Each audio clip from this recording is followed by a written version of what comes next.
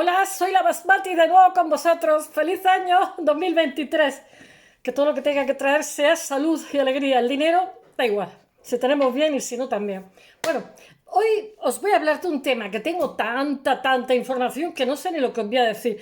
Realmente, de todo lo que he leído, de todo lo que he oído, se llama Babel. Para que os hagáis una idea de todo lo que he visto, lo que más me ha llamado la atención es que este mito se reproduce en Kenia, en Tanzania, en Congo, en Sudamérica.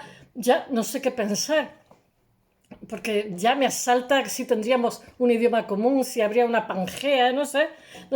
Y después oigo a los arqueólogos, y porque, claro, oyen la versión original de que Babel era pues un zigurat, es lo que yo pensaba, ¿no? Una torre de Babilonia, pues hasta ahí, vale.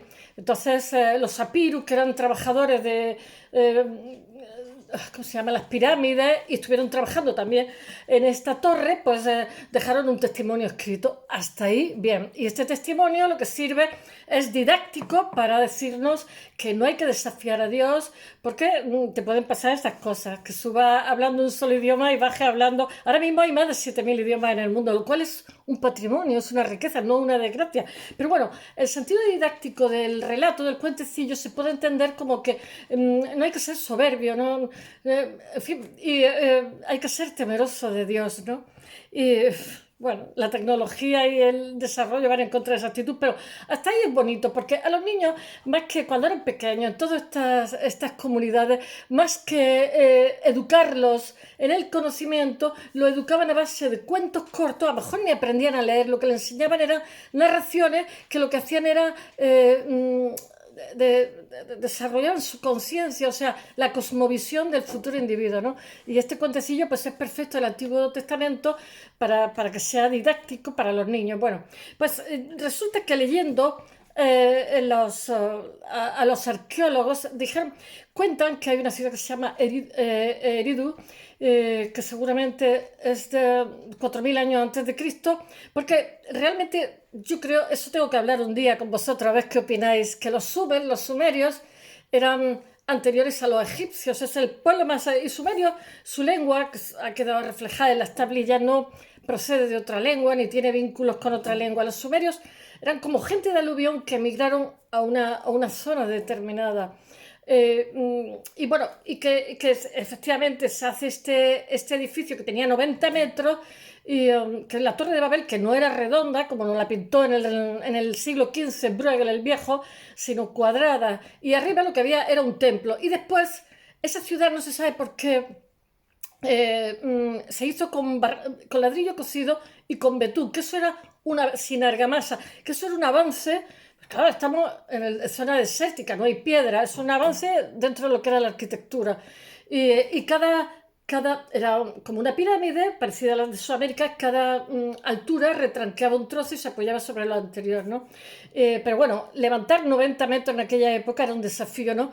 Esta ciudad, Erido, fue abandonada en el periodo Uluk, que es 2500 años de Cristo, y sobre lo que se considera la Torre de Babel, bueno, arriba había un templo, porque realmente ellos estaban desafiando a Dios, estaban cerca de él, incluso le tiraban flechas cuando y contaban que caía sangre, que herían, ¿no? Y bueno, pero lo que me ha resultado curioso es que en todo el mundo, Australia, no sé, de los únicos sitios donde no tengo testimonio, en todo el mundo, en todos los continentes, las tradiciones orales recogen este fenómeno, y ya me ha dejado pensativa. Bueno, esto proviene del Génesis 11, y realmente era Noé. Ahí los descendientes de Noé pues se dispersan por todo el mundo, hablan una misma lengua, y estos son descendientes de Noé. Bueno, Babel, es que tiene mil interpretaciones. Babel pues viene también del hebreo antiguo, que significa Baal, que es confusión, ¿no? Siempre me ha hecho mucha gracia lo de confusión, ¿no? Porque es fusión con. Bueno, y realmente la planta es cuadrada, y a lo largo de sucesivos siglos se reconstruye sobre este original zigurat, o este templo, edificación que terminaba en templo. Bueno, el relato explica por qué los pueblos del mundo hablan diferentes lenguas.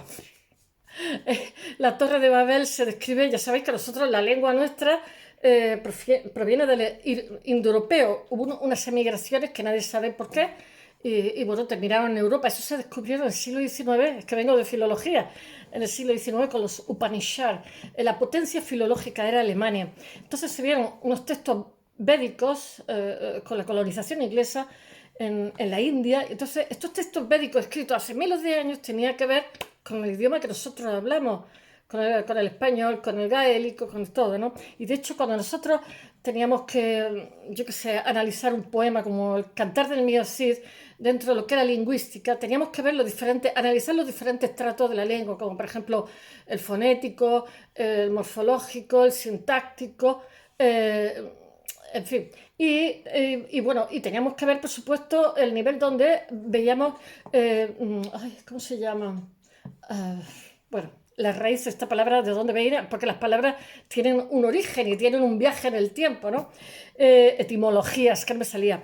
Bueno, pues tenemos que investigar esa etimología, de dónde se remontaba, si era una palabra germánica, si era una palabra árabe, si era, bueno, entonces en el mío sí hay muchas palabras germánicas, hay muchas palabras árabes, hay también, bueno, entonces siempre acabamos en el indoeuropeo, ¿no? Porque después de llegar al latín o al griego, pues subes al indoeuropeo, que es, digamos, la lengua que migró, que vino de Oriente hacia Europa.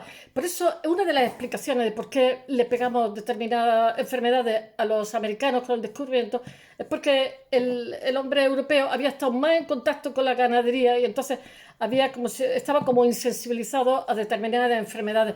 Pero también hay una cosa que no se sabe, ¿no? Y es que los españoles morían como chinches porque tampoco estaban adaptados su organismo al entorno tropical y entonces sufrían muchísimas enfermedades protozoicas, ¿no?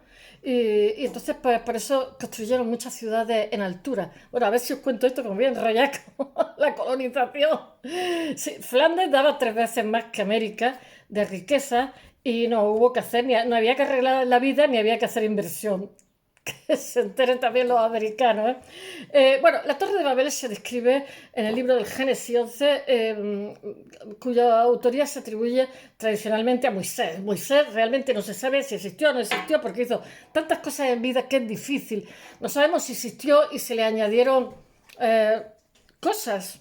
Pero bueno, nos da igual. Hasta ahí nos da igual porque la Biblia es un libro sagrado y nos lo leemos, en fin, con fe. Según estos escritos, la humanidad queda casi extinta después del diluvio universal. Entonces, uno de los argumentos que dan también es que se quería construir algo tan alto que si había otro diluvio, pues no muriéramos. Tampoco está mal pensado, ¿qué queréis que os diga? Bueno, gracias al Arca de Noé, 7 integrantes, número cabalístico, 7 sobrevivieron a la catástrofe. Los descendientes de Noé se dispersan como únicos seres humanos del planeta, se desplazan hasta la llanura de Senar, que es Babel, y es que los hebreos, los apirus, que ya os he dicho que trabajaban en casi todos los monumentos antiguos y también fueron apresados por los babilonios cuando fueron vencidos. Les llamaban a los de Sumer. Tengo que hablar un día de Sumeria. Tal, Sumeria y los acadios. Es que yo creo que Sumer es anterior a Egipto. Eso es una discusión que se tiene, ¿eh? Bueno, hablan un solo idioma y deciden construir una torre muy alta. Una torre tan alta que llega al cielo. Porque no han visto los rascacielos de hoy. Bueno, el dios de Noé, que es Yahvé, al observar la edificación y la rebeldía, decide que los habitantes hablen, Yahvé decide que hablen diferentes lenguas. Y así, y así que sean insumisos, y así abandonan la construcción y se esparcen por toda la tierra. Hay ahora mismo 7.000 lenguas, pero se han perdido muchísimas y se siguen perdiendo, sobre todo en la zona de América, por ejemplo, en México, en infinidad de sitios, porque emigran a las ciudades, no se les da valor, porque esta gente suelen ser analfabetos y entonces tienen dificultades con el castellano, tienen dificultades con su lengua, que muchas veces de tradición oral. Es una pena porque es un tesoro que se pierde. Y a lo mejor queda muy poca gente que ya viva, que cuando se muere esa lengua se ha perdido. Entonces con él se pierde toda una tradición oral excepcional. O sea, yo creo que no se dan cuenta hasta qué punto pierden algo valioso estos países. Pero claro, como se asocia lo indígena con lo pobre, pues... En fin, prefiero no hablar, yo vengo de filología. Bueno, opiniones extrabíblicas dicen que el mito ¿cómo se dice?, fundacional, se constituye la torre por sí, otro diluvio, poder subir a la torre donde el agua no llegara. Ese es otro argumento que os he dicho. Al estar cerca de ríos, sus habitantes están en el creciente fértil, el Tigris y el Éufrates. Se supone que la Torre de Babel es en el actual Irak. Al estar cerca de sus ríos, sus habitantes quieren construir un salvavidas por si la cosa se pone fea. Hay una inundación repentina y tal vez no le da tiempo para desplazarse a la montaña próxima para ponerse a salvo. Así tienen. Entonces el templo tiene una rampa grande y tiene también un que hace a modo ¿cómo se dice? Es como un contrafuerte. Y tiene también otro acceso, o sea, tiene también escaleras, etcétera. Pero bueno, aquí nos movemos en un mundo de hipótesis. Por un lado están los arqueólogos, que son los que van a dar una opinión que yo digo que pertenece al periodo Uluk, que son 4500 años de Cristo, que es un periodo protoliterario. Todavía no hay escritura porque realmente los sumer, muchas cosas que se le dan a los egipcios realmente eran asiria o eran sumeria. Está sumerio, acadio, asirio, el reino de Ita, en fin. Es súper interesante la antigüedad. El Etekmenani es un templo piramidal, esto es otra hipótesis, dedicado a Marduk. Porque claro, la hipótesis facilonas que se han dado ha sido Babilonia, pero es que Babilonia es posterior, varios miles de años. Y Marduk es una deidad local en la ciudad de Babilonia del siglo IV a.C., de la dinastía caldea, que atrae a trabajadores del Medio Oriente, de diferentes pueblos que hablan diferentes idiomas, evidentemente. Algunos eruditos modernos, como Stephen Harris, que tiene la historia bíblica de la Torre de Babel, dice que está influenciada esta construcción durante el cautiverio babilónico de los hebreos. Ya queremos salir, ya queremos chupar imagen, chupar cámara. Bueno, pero es que es anterior, es que Babel es anterior. El cuento tradicional sumerio, porque es que en la Biblia también se hacen, como he contado en otras ocasiones, se hacen diferentes sustracciones de otras historias, y esta suena a bien una tradición oral de los sumerios. Es un cuento tradicional sumerio que es de Mekar, el señor Darata, que relata la historia muy parecida al pasaje bíblico. El templo, porque ya sabéis que en la Biblia hay, yo qué sé, historia de los Parsis, el libro de los muertos egipcios, en fin, a Dios gracias, eso ha permitido que se salven determinados relatos, pero es que está llena de incorporaciones.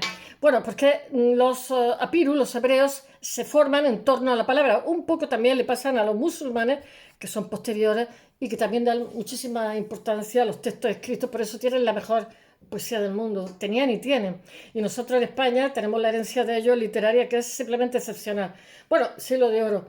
El templo Etemenaki y también los místicos, Santa Teresa, San Juan, Fray Luis, porque había muchas escuelas místicas musulmanas. Bueno, el templo de Temenaki, a ver si me centro, originalmente posee 7 pisos y más de 90 metros de altura. Hay gente, como un profesor gallego, que no sé cómo se llama, que dice que eran 60 metros. Pero de todas formas, en aquella época, que no había más que casas de adobe de una planta, pues 60 o 90 metros, la verdad es que es un desafío a la tecnología. Bueno, dice una inscripción del templo de Nabopolassar: Marduk, el gran dios de Babilonia, me ha ordenado colocar sólidamente las bases de Temenanki hasta alcanzar el mundo subterráneo y hacer de este modo que su cúspide llegue hasta el cielo. En otra inscripción de los tiempos de la época de Nabucodonosor II es que están construidos uno sobre otro, con lo cual no hay claridad, porque tened en cuenta que se vaya construyendo uno encima de otro, al final en Troya pasó algo parecido. Se precisa que la decoración de la cúspide está hecha de ladrillo de esmalte azul, qué bonito, en Alemania, en Berlín, en el Museo de Berlín. La Torre de Babel se asocia con el templo de Temenaki, entre otros, se asocia con muchas cosas, hoy en ruina.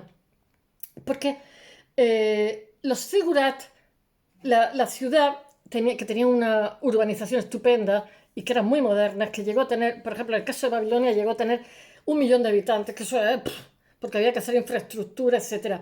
Bueno, pues toda la ciudad se construía, había una muralla gigantesca, y toda la ciudad se construía en torno al Zigurat. Se ha llegado a decir que las calles tenían 16 metros, yo creo que es una exageración, pero así todo tenía una urbanización excepcional. Y os tengo que hablar también de un matemático que ha descubierto en Estambul una tablilla que es trigonometría, que se adelanta 1000 años antes al matemático Pitágoras, iba a decir el matemático de la Magna Grecia, que realmente es Sicilia. Bueno, para los cálculos, las matemáticas, por las construcciones que tienen, que si no hubieran tenido esos cálculos matemáticos hubiera sido imposible. Con los egipcios pasa algo parecido, se especula, pero es que realmente las orientaciones que hacían al espacio, tal, si no hubieran tenido determinados conocimientos hubieran sido imposibles. Lo que pasa es que después, con las conquistas, etcétera, y con las guerras civiles que tuvieron, pues se aniquilan muchísimos conocimientos. Yo que sé lo que tendría la Biblioteca de Alejandría y tantos conocimientos que se ha perdido, ¿no? Que es una pena. La construcción de ese templo es incierta, pero probablemente existe antes del reinado de Hammurabi, que es hacia el código Hammurabi, que no lo sabe, desde pequeño no lo aprendíamos, hacia 1792-1750 a.C. Si piensa que el poema sobre la creación de Babilonia, que es Enuma Elish, fue escrito durante poco tiempo después del reinado de Hammurabi, dado que a partir de cuando empieza, o sea, se contabiliza dentro de historia que a partir de cuando empieza la escritura es cuando empieza la historia, porque es cuando empezamos a enterarnos, es como una revolución tecnológica el que tengamos la posibilidad de que las cosas, de que haya texto escrito. Dado que el poema menciona a Esaglia, voy a poner un poco de luz porque me estoy quedando oscura.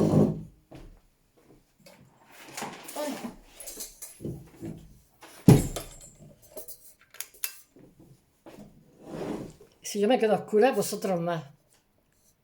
Bueno, el templo de Marduk, como creado inmediatamente, hay muchísimas hipótesis y todas tienen buenos argumentos, pero yo me creo que sea anterior a Babilonia, que sea, digamos, que sea sumeria, creado inmediatamente después de la creación del mundo e intuye la existencia de Temenaki. Y se presume que habrá existencia durante al menos 100 años del tiempo en que se escribe este poema, pero debe de haber sido escrito mucho antes. Ya. Es que pasa una cosa, cuando aparece la escritura recoge toda la tradición oral, porque existían en casi todas las religiones, en la India, incluso los musulmanes. De hecho, cuando se codificó el Corán había 5 versiones y entonces tuvieron un conflicto a ver cuál codificaba, ¿no? Y entonces existía la tradición oral y entonces había unos cieguitos que se aprendían de memoria trozos de los textos sagrados y entonces les daba unas monedas. Todavía existen en la India. Me imagino que lo que se aprende en el Mahabharata.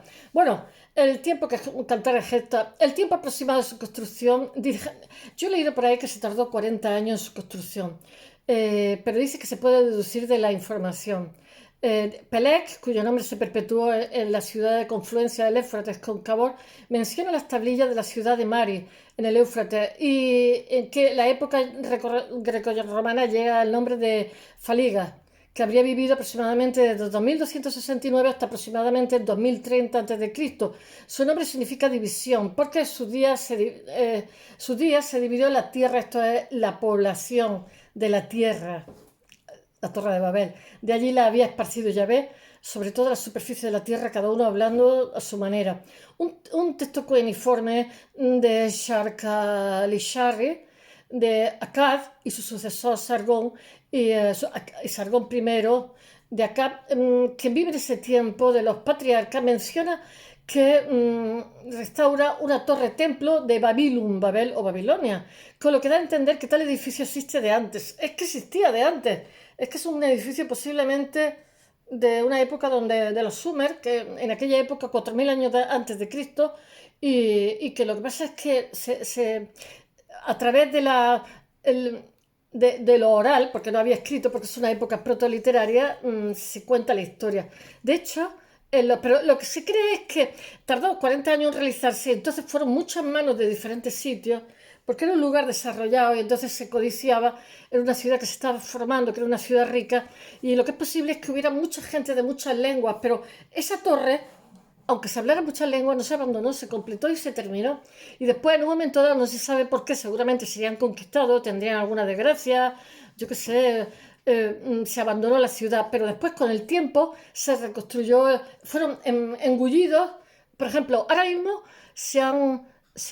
hay 300 tablillas escritas con informes que se han encontrado. Pero estas tablillas hay que darse muchísima prisa porque aunque se conserva miles de años, en el momento que está en contacto es barro, en el momento que está en contacto, porque la arena del desierto guarda muy bien, en el momento que está en contacto con el aire se deshace, ¿no? Y entonces lo que hacen es, como si dijéramos, hacer una copia 3D, o sea, porque tardan bastante tiempo en traducir la información que hay de todo. Yo estuve en Estambul y hay de todo, hay contrato, te vendo a mi hija, te no sé qué, pero no puedes tal.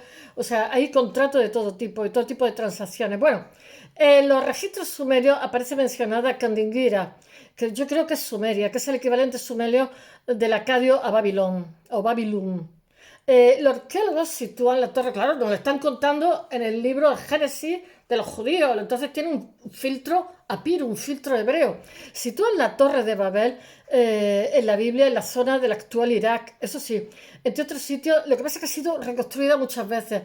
Se busca a Kuf, al oeste de Bagdad, donde existió la ciudad de Dur Kurigalsu. Las ruinas de una edificación son descritas como la Torre de Babel por algunos viajeros y Birs Nimrud, donde se encuentran las ruinas de la antigua ciudad de Borsippa en Mesopotamia.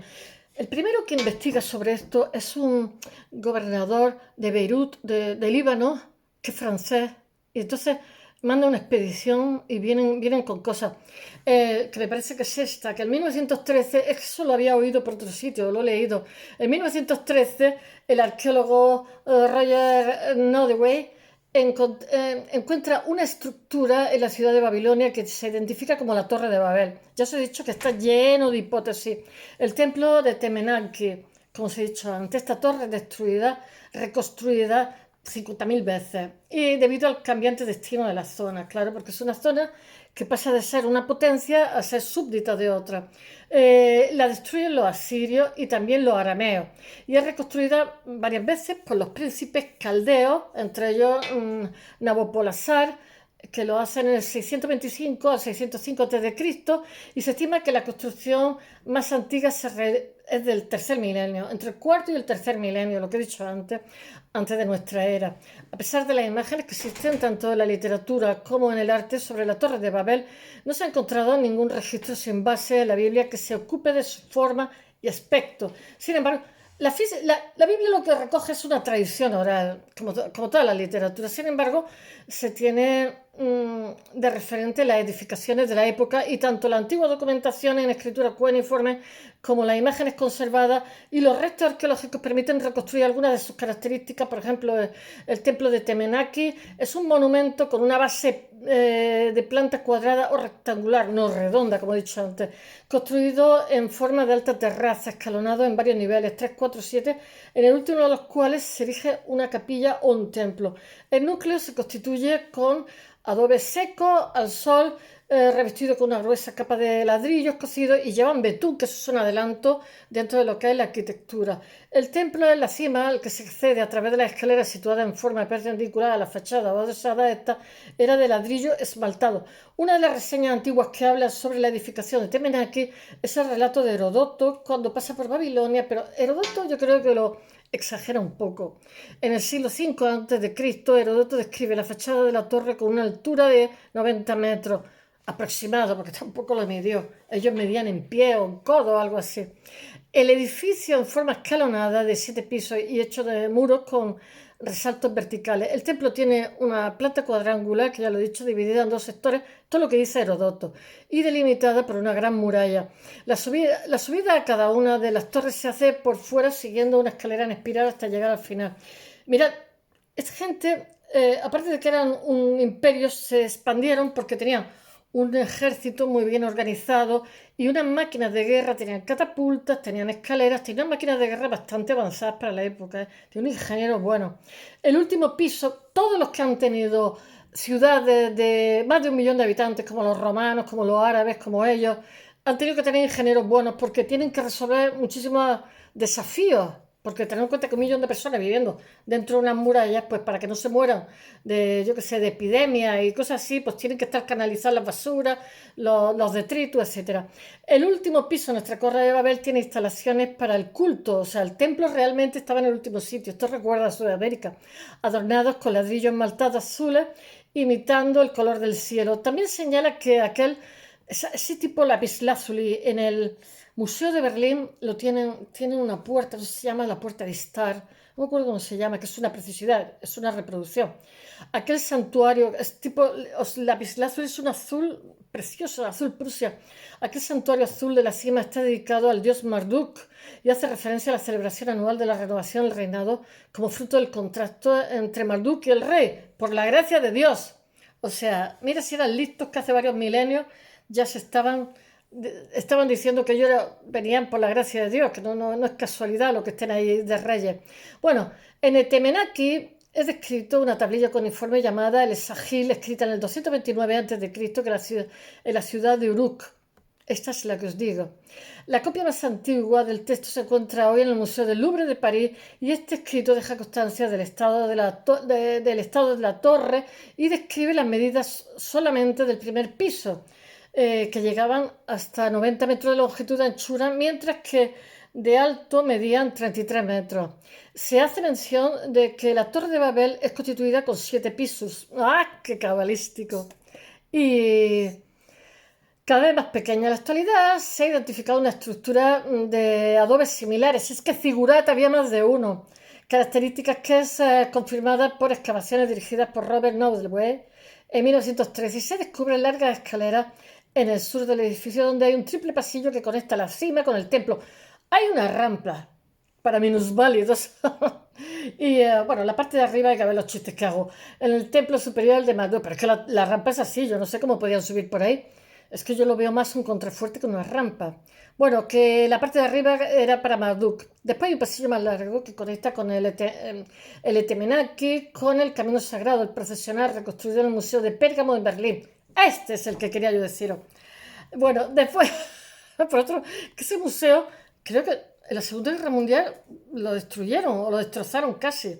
Pero es que ellos mandaban arqueólogos a diferentes partes del mundo, a Troya, hicieron un destrozo y encontraron el tesoro de Troya. Bueno, pero me parece que parte del tesoro de Troya se destruyeron en bombardeo. Por otro lado, las excavaciones arqueológicas han sacado a la luz que existía una escalera en forma de T, que es lo que he dicho antes, aunque se desconoce hasta qué altura llegaba. Por el momento no se descarta que se diesen dos sistemas de comunicación simultánea, claro. La escalera, había todo un ritual, como por ejemplo cuando hacía un sacrificio un carnero, el sacerdote tenía que ponerse un cuello especial con unas piedras, todo, porque se hacía la luna, es todo, todavía todo un protocolo, ¿eh? Un protocolo pero grande. O sea, no es extrañe que sea el sacerdote el que vaya por una escalera, digamos los peregrinos, los creyentes, lo que sea, por otra distinta. La escalera de forma de T por un lado y por otro una escalera en espiral o zigurat, tal como plantea Herodoto. Al mismo tiempo se conoce que había nichos ricamente decorados con motivo de la fiesta del Año Nuevo babilónico y la creación de un monumento, tema que remite al significado de la estructura de la Puerta del Sol, que era la entrada al cielo, que seguramente ellos estaban convencidos que cuanto más subías, más te acercaba a los dioses, casi que los tocaba. Ojalá. Seguramente viniese a ser interpretado como un lugar de comunicación entre lo divino y lo terrenal. Bueno, este relato del Génesis realmente no hace mención de ninguna destrucción de la torre. Hace mención del castigo hacia los que quisieron desafiar a Dios. Las personas cuya lengua se confunden simplemente dejan de construir su ciudad y se dispersan desde allí sobre la faz de la tierra. Pero en otras fuentes, como el libro de los jubileos, el capítulo 10, Alejandro Polistor, Avideno, Flavio Josefo, todo esto hablan de este tema. Y los oráculos sibilinos, Dios derruba la torre con un gran viento. Aquí hay varias versiones de la historia. En el Midrash se dice a estos judíos que la parte superior de la torre fue quemada, la parte inferior fue tragada por la tierra, es que ya ve, y en el medio se dejó en reposo para erosionarse con el tiempo. Lo que sí fue tragada por la arena, porque la ciudad se abandonó, la que os he contado, Uruk, la zona de Uruk, proto-Uruk. Según la Biblia, Dios, para evitar el desarrollo de la edificación, hizo que los constructores comenzaran a hablar lenguas distintas. Algunas veces, cuando tenemos proyectos, aunque hablemos la misma lengua, estamos en emisoras distintas, ¿eh? Por eso a mí los trabajos en grupo, prefiero hacer las cosas yo, todo mi respeto al grupo, que por supuesto el grupo nos hace mejor, pero cuando es un tema muy personal, un proyecto muy personal, es muy difícil llevarlo a cabo. Bueno, da lugar al origen de los diferentes idiomas, más de 7.000 hoy día, que se dispersan sobre toda la Tierra. Esto es lo que hay en el Génesis. Toda la Tierra habla hasta ese momento una misma lengua y usa las mismas palabras. Al emigrar, los hombres desde Oriente encuentran una llanura en la región de Senar. Senar es, ¿cómo se llama? Sumer, en hebreo, y se establecen allí. Y se dicen unos a otros, hagamos ladrillos y cosámoslos al fuego. Claro, porque el adobe es más frágil. Mi ciudad, hasta 1500 era una ciudad de adobe, cuando la conquistaron los castellanos, y hubo un terremoto fuerte y la ciudad entera se perdió. Porque adobe es barro y ante un traqueteo hay muchísimas construcciones. Es muy bonito el adobe. Hay muchísimas construcciones de adobe. Pero, por ejemplo, un terremoto que hubo hace pocos años en Irán, eran toda la ciudad de adobe y toda la ciudad se vino abajo. Bueno, emplean ladrillos, como he dicho, en lugar de piedra, betún, y en lugar de argamasa, y dicen el betún es más liviano que la argamasa, y dicen, edifiquemos una ciudad, esto es la Biblia, edificamos una ciudad Antiguo Testamento y una torre cuya cúspide llega hasta el cielo. Hagámoslo así, hagámonos así famosos y no andemos más dispersos sobre la faz de la tierra. Bueno, pero Yahvé desciende para ver la ciudad y la torre que los hombres están edificando y dice, he aquí que todos forman un solo pueblo y todos hablan una misma lengua. Siendo este el principio de su empresa, nada les impedirá que lleve a cabo todo lo que se propongan. Pues bien, descendamos allí mismo y confundamos su lenguaje de modo que no se entiendan los unos con los otros. Anda que Yahvé también se la traía. Entonces Yahvé lo que hace es que a partir de ahí los dispersa sobre la faz de la tierra y cesan en la construcción de la ciudad. Pero sin embargo, las tradiciones orales dicen que no se dispersan, que prosigue, la torre se acaba. Por ello le llaman Babel, porque Baal en hebreo supone confusión, porque allí confunde Yahvé la lengua de todos los habitantes de la tierra y los dispersa por toda la superficie. Nimrod, que es el primero en hacerse rey después de todo esto del diluvio, y a quien la Biblia identifica como un Nimrod, me suena al cazador, un poderoso cazador opuesto a Yahvé, es señalado como el instigador de la idea de llevar a cabo esta enorme empresa. Una persona que tenía iniciativa y lo ponen mal. Algunos intentan identificarlo con Sanruquín o Sargón I de Akkad. Akkad me suena al cazador de la ballena blanca, el fundador del primer imperio semita Acadio, del que se tiene memoria. Otros creen ver en este vigoroso cazador la figura del asirio Ninurta, dios de la guerra, y de la caza, que como Nimrod se parece, le da gusto cazar a su enemigo. Psicópata. El libro de los jubileos contiene una de las historias más detalladas que se encuentra sobre la Torre de Babel y comienzan a construir. Está recogido en muchísimas culturas. Comienzan a construir y en el cuarto septenario cuecen al fuego ladrillos que luego utilizan como piedra. El cemento con que la une es asfalto que brota de forma natural ahí, en el mar, y de uno de los pozos de agua en la tierra de Sanar. Los constructores tardan 43 años en hacer la torre, ya les vale. Una torre que es de 5.433 codos y 2 palmos de anchura y unos 203 ladrillos cada uno de altura, de un tercio de sí mismo. La extensión de un muro, 3 estadios y la de otros 30. Según los escritos de Pseudofilón de Alejandría en el año 70, la dirección de la obra de la Torre de Babel se le atribuye no solo a Nemrod. Nemrod es la marca de lo que utilizamos para bucear. Quien hace jefe, es que se utilizan muchos nombres de las mitologías, por ejemplo, los zapatos que la gente dice Nike, Sniki en griego, que es el dios de la no sé qué, de la competición o no sé qué cosa, el dios victorioso, la gente dice Nike, es Niki. Bueno, Nemrod, que se hace jefe de los descendientes de Cam, y también a Joktan como príncipe de los semitas y Feneg, hijo de Donamí, como príncipe de los jafetitas. Pero sin embargo, durante la obra, 12 hombres son arrestados porque se niegan a poner el ladrillo. Estos son Abraham y Lot.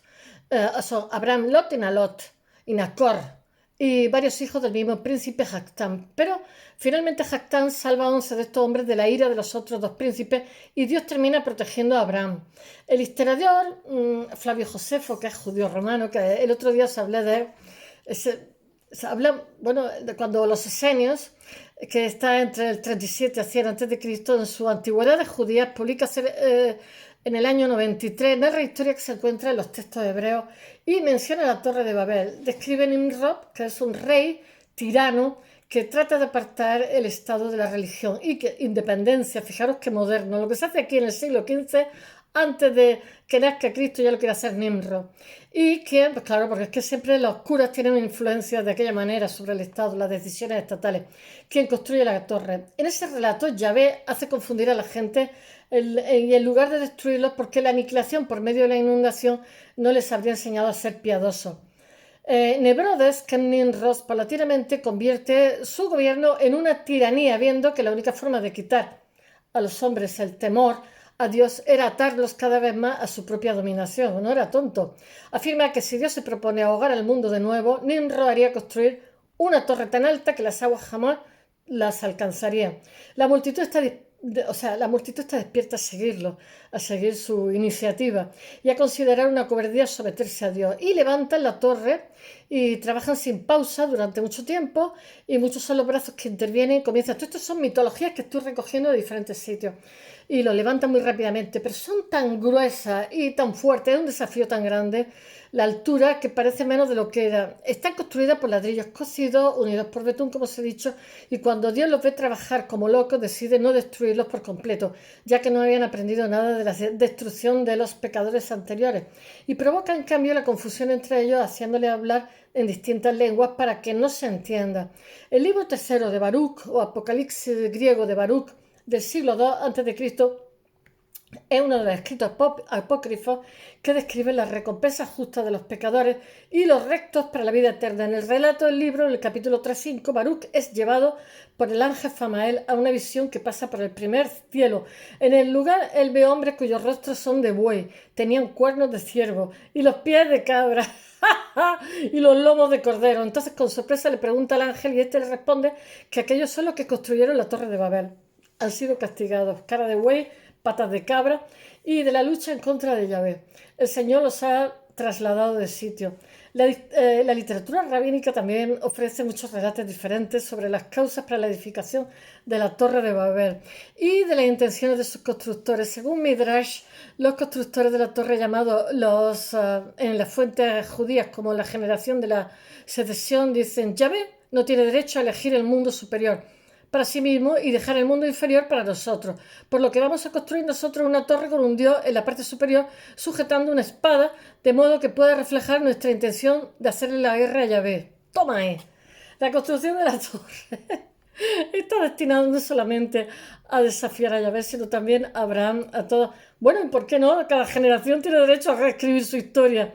Y bueno, son irreverentes, son jóvenes irreverentes. El pasaje menciona que los constructores prefieren duras palabras contra Yahvé. Bueno, esto es un añadido para justificar que le van a castigar, que no se cita en la Biblia. Ellos creen que Yahvé cada cierto tiempo drena agua del cielo y lo inunda. Por tanto, levantan varias columnas para que no hubiera otro diluvio. Algunos entre esa generación todavía quieren la guerra contra Yahvé en el cielo. Talmud Sanedrín 109. Se les anima, esta es la Biblia hebrea, se les anima en esta tarea con la idea de que las flechas que disparan hacia arriba luego caen chorreando sangre. Sí, hombre. Motivo por el que se cree que pueden hacer la guerra contra los habitantes celestiales. Sefer Yanash Noah. Bueno, la Torre de Babel realmente no se menciona en el Corán, pero hay historias con muchas similitudes. Por ejemplo, en Egipto, el faraón pide construir una torre muy alta para poder subir y confrontar al Dios de Moisés. Una historia ambientada. Os voy a reflejar varias historias. Esto dura muchísimo más. En Babilonia, en Babil, pero sin torre. Los ángeles Harut y Marut enseñan magia a algunos babilonios y le advierten que la magia es un pecado, pero es una prueba de fe. Un relato sobre Babel aparece más plenamente en los escritos de Yakut. La humanidad es arrastrada por los vientos hacia la llanura, Babil, y donde Alá les asigna sus idiomas separados y luego son esparcidos nuevamente de la misma manera por toda la tierra. En el libro Historia de los profetas y reyes del teólogo musulmán Al-Tarabi del siglo X, relata: Nimrod tiene la torre construida en Babil, allá la destruye, y el idioma de la humanidad, el siríaco, se confunde en 72 idiomas. Un historiador musulmán del siglo XIII Abu Ulfida relata la misma historia griega que al patriarca Eber, un antepasado de Abraham, se le permite conservar la lengua original hebrea. Por supuesto, faltaría. Hebrea en este caso son siempre los protagonistas, son los que escriben, porque no participa en la construcción.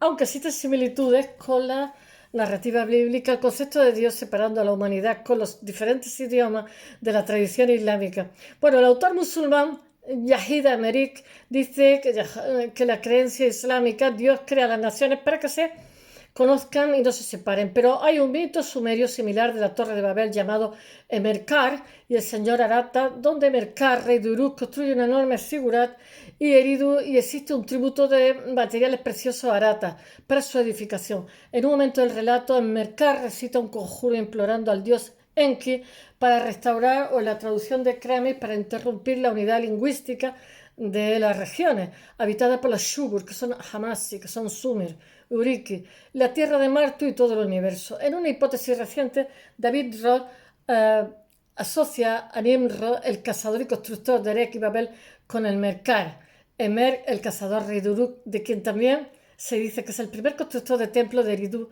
Yo sí que voy por ahí. Y que a su vez se lo relaciona con el Amar Sin, de 2046 a 2037 a.C. El tercer monarca. Es que hay tantas hipótesis. La tercera dinastía de Ur, que igualmente intenta terminar el figurat de aquella ciudad en el sur. Esta teoría propone que los restos del edificio histórico de Eridu hubieran inspirado la leyenda mesopotámica de la Torre de Babel. Entre las razones que se aducen está el mayor tamaño y la mayor antigüedad de las ruinas. Yo voy por ahí también.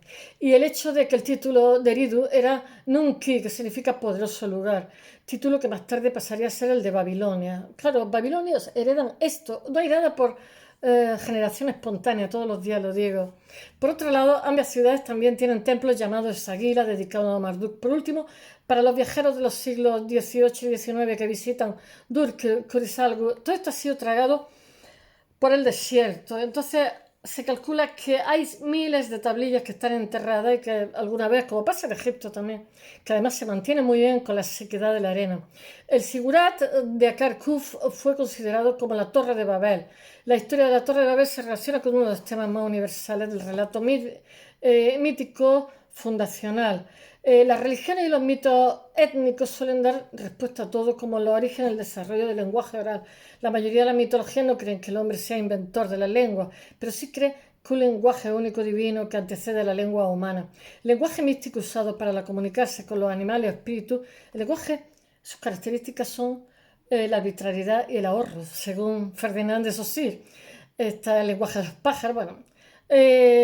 Durante el Renacimiento, en el relato de la Torre de Babel, el libro del Génesis del Antiguo Testamento, Yahvé castiga a la humanidad por su arrogancia y hostilidad, exponiendo al hombre a gran variedad de lenguas. Pero este castigo suele ser visto al mismo tiempo con un don divino, tal como el de Adán y Eva, que abre posibilidades a nuevas opciones, no como un castigo. Así, la confusión implica posibilidad de otras cosas, de volver. Es que el Renacimiento, el hombre renacentista era emprendedor. Bueno, pues nos antes castigado, a lo mejor tenemos otras ventajas.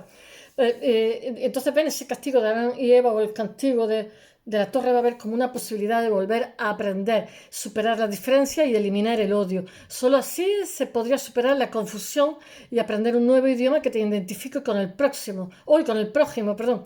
Se puede observar que historias parecidas se repiten en la tradición sumeria llamada Emekar y el señor de Rata, que ya se ha explicado antes. Un grupo de personas de la isla de Jao, en la Polinesia, también cuenta, ya veréis que esto está por todos lados. Una historia similar que la de la Torre de Babel. Dice, un dios que enfurecido persigue a los constructores de la ciudad, destruye un edificio y cambia el lenguaje del pueblo por el que todos hablaban diferentes lenguas. En Mesoamérica existe un relato acerca de un hombre llamado Cocox y una mujer llamada Xochicashal, que luego de naufragar juntos encima de un trozo de corteza de árbol, llega a tierra firme y engendran muchos hijos. Esto es Noé, en versión mexican. Sin embargo, esos hijos no pueden hablar hasta que un día llega una paloma que les otorga el don del habla, pero en diferentes idiomas, y de igual forma no se pueden entender. Entre los ticunas del Alto Amazonas se dice que todos los pueblos fueron una vez una sola y gran tribu, hablando todos la misma lengua, hasta que en una ocasión comieron 2 huevos de colibrí y no se explica Esto me encanta, porque la tribu se dividió en muchos grupos y se dispersó a no poder comunicarse porque hablaban lenguas distintas. Hay otra lengua que es del historiador de Alvar Inti Chotil, que de 1565 a 1648, que los antiguos toltecas afirman que los hombres, después de un gran diluvio, se multiplicaron y entonces se erigió una gran torre o zacuali, que para protegerse, estamos en la mitología de otros países, en el caso de un segundo diluvio. Sin embargo, las lenguas aparecen de repente y se confunden entre ellos y el trabajo se detiene. En la antigua Grecia había un mito cuyo relato decía que durante siglos los hombres habían vivido sin ley bajo el imperio de Zeus y que todos podían hablar una misma lengua, dotados por el dios y la diosa de la ingenuidad, Filarios y Filarión. Sin embargo, en una ocasión el dios Hermes llevó la diversidad en el habla y con ella la separación en las naciones, trayendo consigo la discordia. Zeus entonces renunció a su cargo y cedió su trono al primer rey humano, que es Foroneo. Wasania, que es un pueblo bantú de África Oriental, tiene otra historia acerca del principio de los pueblos de la tierra. Se cuenta que existió un solo idioma, pero que durante una severa hambruna la locura hirió al pueblo, haciendo que la gente vagase en todas direcciones, farfullando palabras extrañas y dando forma a diferentes idiomas. En su libro de 1918, el antropólogo James George Fraser documenta similitudes entre los relatos del Antiguo Testamento como el diluvio y las leyendas indígenas de todo el mundo. Identificó entonces, yo creo que no hay nada casual, identifica entonces una historia que se cuenta en la mitología del pueblo Lozi, en donde los hombres malvados construyen una gran torre, antenas para perseguir al dios creador Niambe, que había huido al cielo en una telaraña. Los hombres entonces se pierden cuando colapsaron mástiles de la torre y todos volaron. Fraser también cita las leyendas encontradas entre la gente de la región del Congo, así como de Tanzania, donde los hombres levantaban grandes torres o subían enormes árboles en un fallido intento de llegar hasta la luna. Finalmente, el Nuevo Testamento se termina redondeando la historia de la dispersión de la lengua hecha en el Génesis con el relato de la Torre de Babel. En el libro de los Hechos de los Apóstoles 2.1, capítulo 1, se hace mención al descenso del Espíritu Santo y la restauración del hombre. Esta restauración se manifiesta en Pentecostés con el milagro de hablar diferentes lenguas, cuando están las lenguas que imbuyen. Si al principio el hombre terminó confundido, ahora esa confusión se supera en el entendimiento mutuo que hay entre las personas que se encuentran con el Señor, con el Maestro. El milagro de hablar en lengua de Pentecostés refleja que el amor de Yahvé es el nuevo idioma que permite a los hombres entenderse entre ellos. Bueno, espero que no esté a oscuras. ¡Hasta mañana!